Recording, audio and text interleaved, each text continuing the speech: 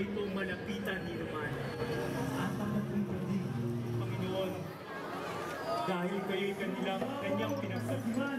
Matapos ang prosesyon, ang mga tao ay nagtutungo sa Town Plaza para naman manood ng sinakulo. 3 yugto sa 3 santong araw.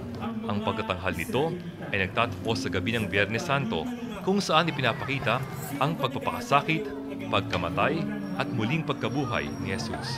Bali po yung grupo po namin, nagsimula po siya bilang Morong Cultural Task Force noong October 22, 1989 pa po yun.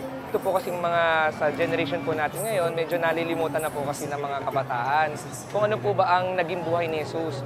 So naging panata na po namin sa grupo namin na ipaalala po sa ating mga bagong generation kung ano po ba talaga ang naging paghihirap at ang pagsagip sa ating mga kasalanan ni Jesus. Upang hindi na ito malapitan ni naman.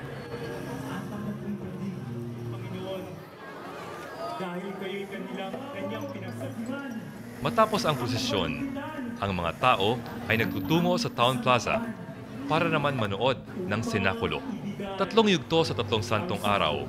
Ang pagtatanghal nito ay nagtatapos sa gabi ng Biyernes Santo kung saan ipinapakita ang pagpapakasakit, pagkamatay at muling pagkabuhay ni Jesus. Bali po yung grupo po namin, nagsimula po siya bilang Morong Cultural Task Force noong October 22, 1989 pa po yun. Ito po kasing mga sa generation po natin ngayon, medyo nalilimutan na po kasi ng mga kabataan kung ano po ba ang naging buhay ni Jesus.